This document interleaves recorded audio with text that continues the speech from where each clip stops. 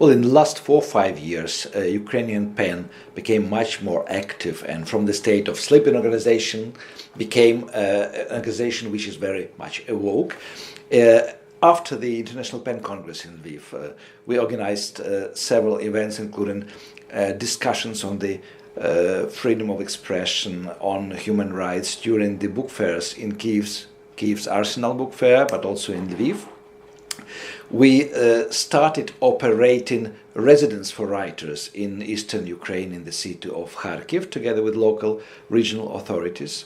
We are running now a project of workshops to show people living in the provinces how to run public discussions. So we have this project planned for 24 small towns all around Ukraine.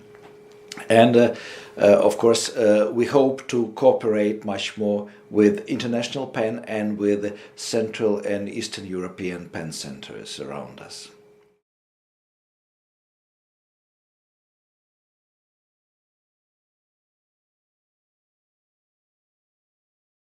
Well, we should carry on in spite of the lack of reaction from the Russian side. And I think Sentsov became a symbol of dignity, symbol of lawlessness on the huge territory of Russian Federation. And together with him, there are more than 70 other political prisoners who were either kidnapped or arrested in Russia while being in Russia.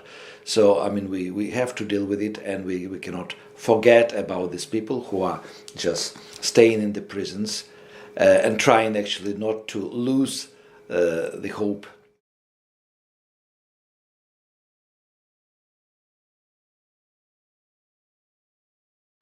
Well, the main challenge, of course, for the country at war is that instead of a dialogue, you very often have monologues of people who don't listen to each other.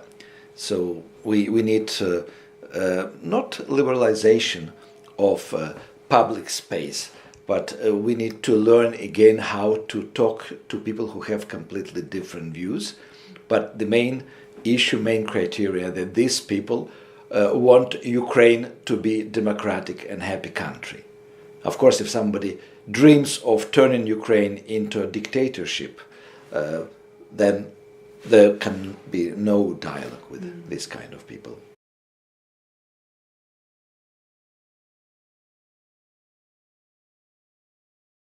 Well, Ukrainian writers have been always challenging authorities, and sometimes were punished for that, even in recent 10 years. In fact, actually, Ukrainian writers and members of PEN are very politicized, and sometimes less literary figures because of their essays and columns in the newspapers, less literary than political figures. I hope when the country gets to a normal state of a peaceful country, many writers will again remember that they should write novels, not essays. But I mean, now the essays and political writings are very important for the country.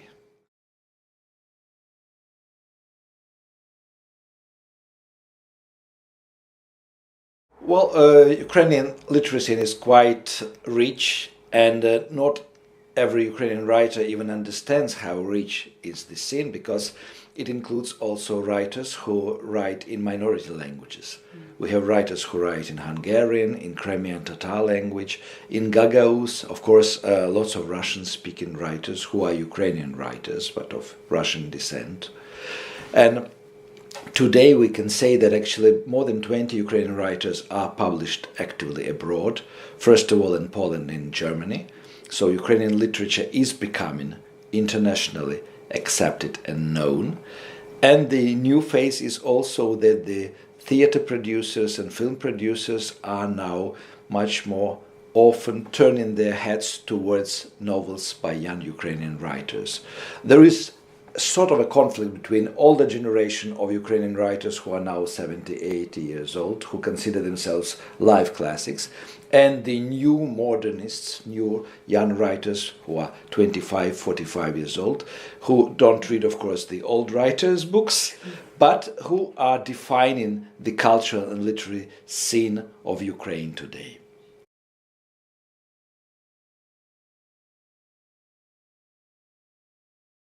Well, my latest project is to write a novel together with my friend, a writer from Lviv, Yuri Vinichuk, and it will be probably the first case like this, because he is Ukrainian language writer, I am Russian language writer. We'll be writing together one and the same novel, and then he will translate my part in Ukrainian, I will translate his part in Russian, and we'll have two editions of the same novel written by two different writers who use two different languages coexisting in Ukrainian literature.